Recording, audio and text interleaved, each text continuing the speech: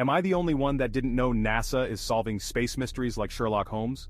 So, there was this freaky sound coming from the Starliner spacecraft, like a cosmic boo. Everyone started freaking out, picturing space aliens making prank calls. But NASA, being the cool-headed space detectives they are, said, "Chill, it's just a valve doing its thing." Here's the scoop: when the Starliner's thrusters fire up, a valve makes this noise.